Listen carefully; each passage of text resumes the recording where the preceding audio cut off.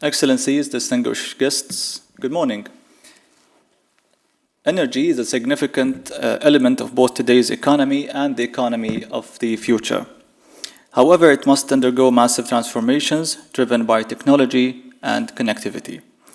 To shed light on this topic, we are delighted to have with us today one of the most senior officials in the global energy market, the CEO of ADNOC Upstream, Mr. Musabbeh الكعبي, who also had a lot of, he's also serving in many boards, not only in the oil and gas industry. So just to be very efficient in using our time, allow me to welcome you, Mr. Musabbeh, and start very efficiently in my first question.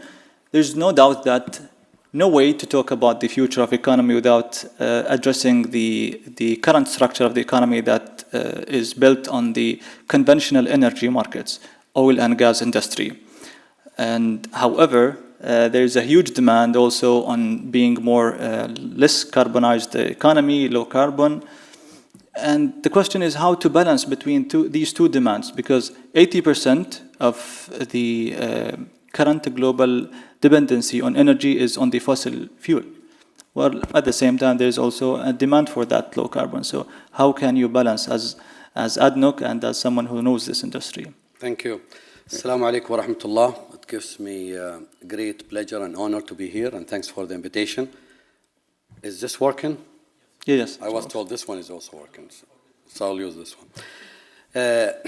As you highlighted, I think the energy landscape is very complex, and this is the first time potentially in human history where we are at a pivotal point related to the energy, driven by a lot of key factors. But let's try to paint the picture. Let me project the energy outlook to the year 2050. Based on the latest credible outlooks, the oil and gas will remain significant and major contributor to the energy system by 2050. IEA just published a few days back their latest view.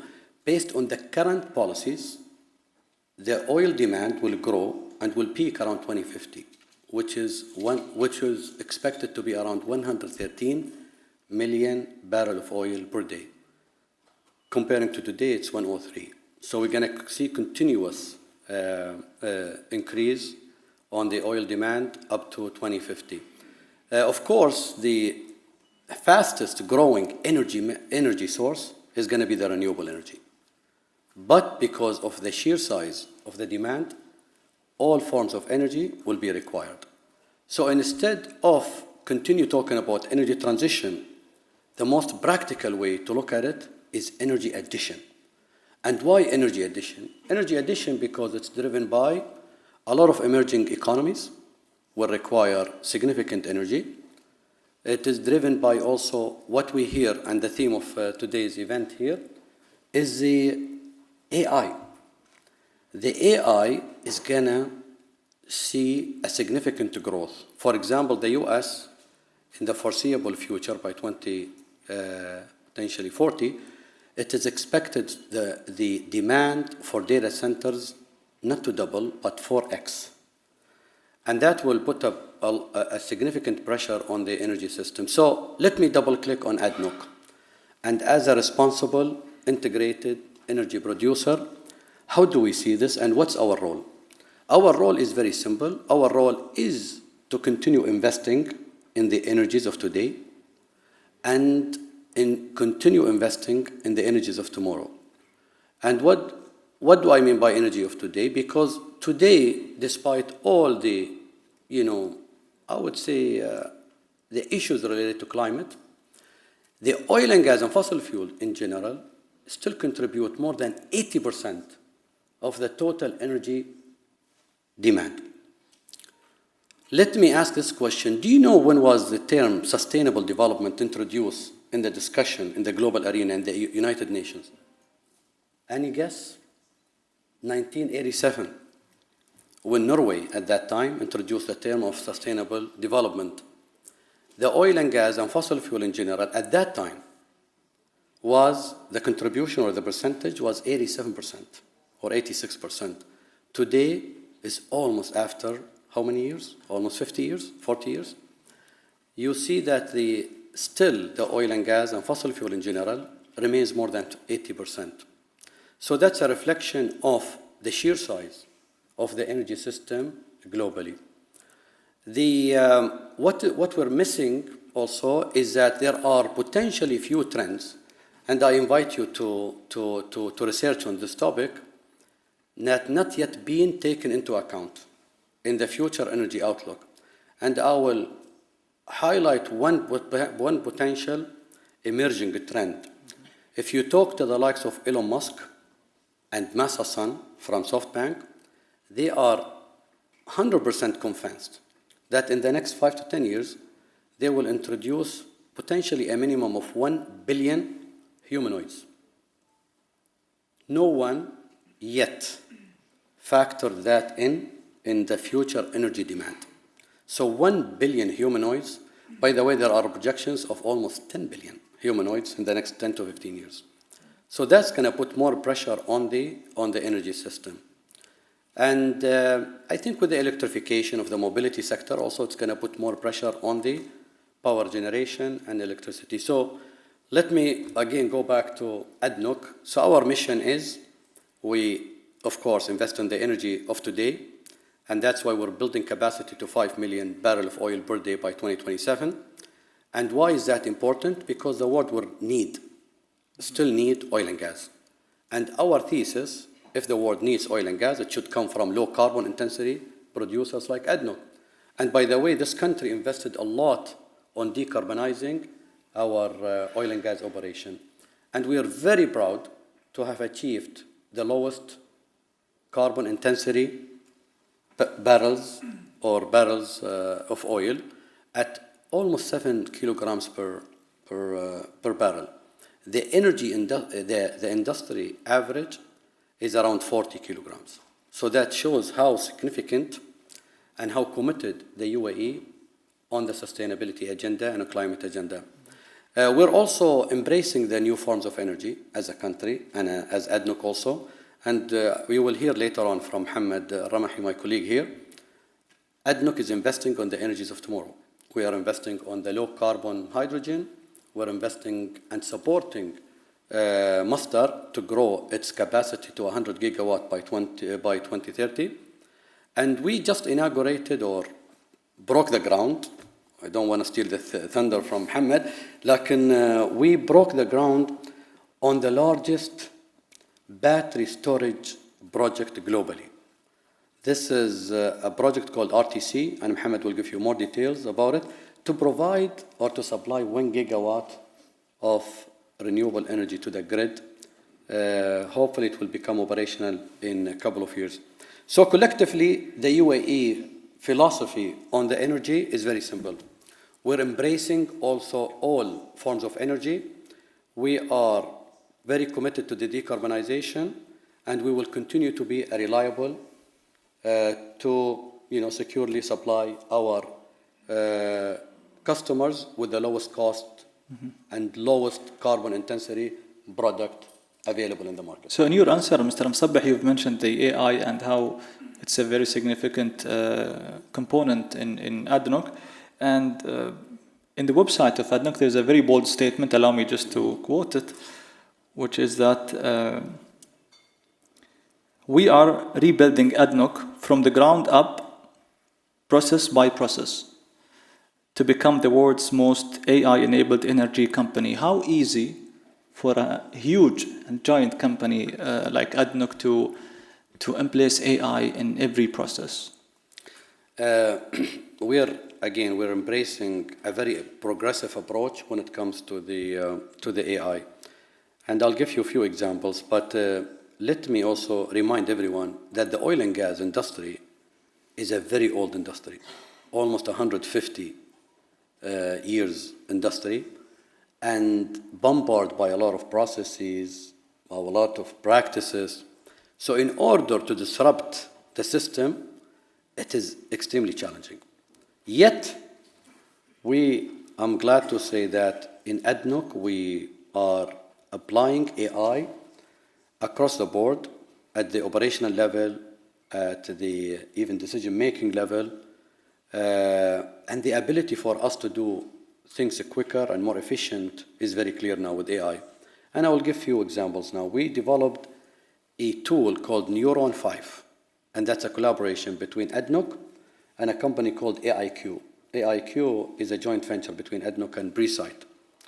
And that tool enables us now to reduce the shutdowns in our operation by almost 50% by collecting real-time data and optimizing this data and make meaningful indications from this data. So that's one example. The other one is we're also implementing energy to the power of AI. And the whole idea is to disrupt the conventional and classical way of running the business.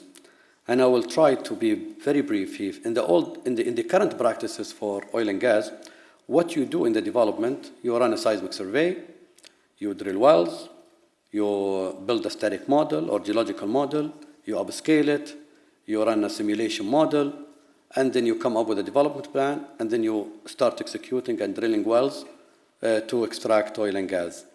That cycle takes around 3 to 5 years.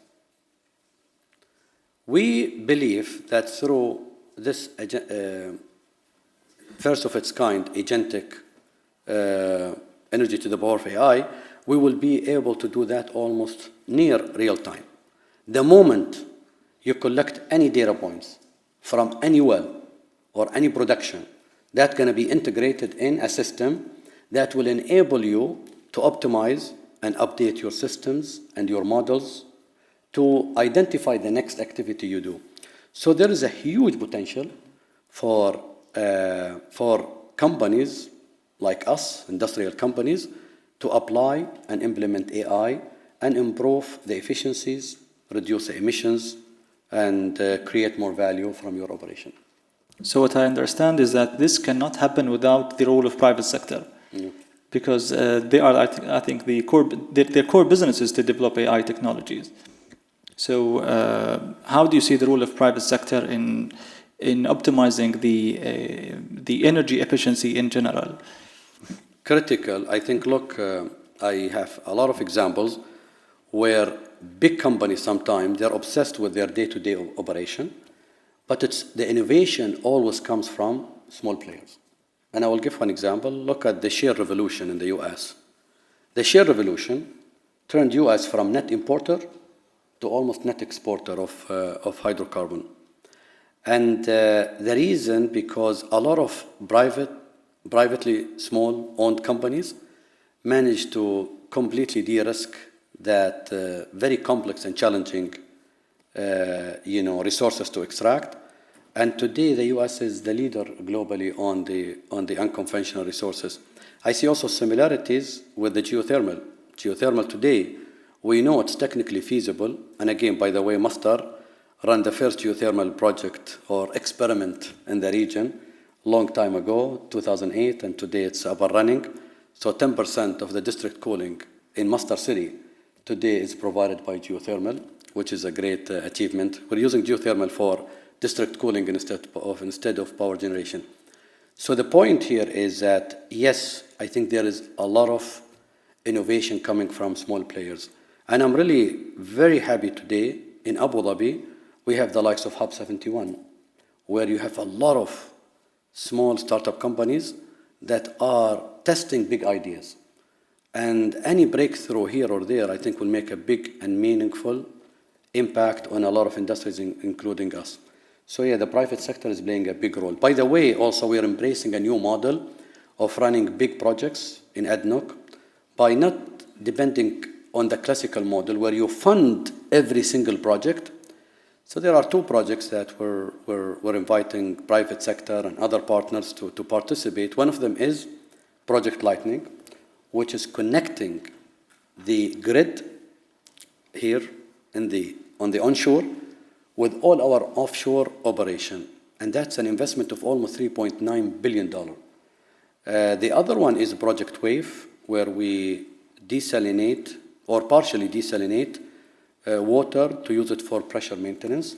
And we've done that also with a partnership with the private sector. So my last question, Mr. Musabbeh, and I wish that you remove the hat of ADNOC for 2 minutes. As someone who's expert in the oil and energy market in general, how does it sound to you when Mr. President Trump says, drill, baby, drill? What is the interpretation of the statement in the global oil market?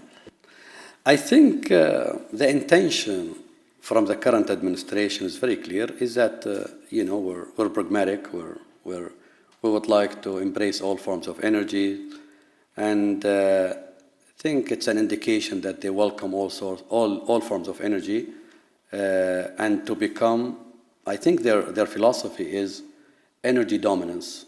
It's no longer energy security, but it's energy dominance. And I think that's a reflection of what you highlighted. But I think they know and they acknowledge that the demand for energy has continued to increase, and that's going to be a big challenge. And in order for them to be pragmatic, they need again to embrace all forms of energy. Mr. Musabbeh, I wish we could continue this conversation, but I'm aware that your schedule is quite busy. So on behalf of the ECSSR and the esteemed audience, we would like to thank you for your valuable insights. Thank you, Mr. Musabbeh.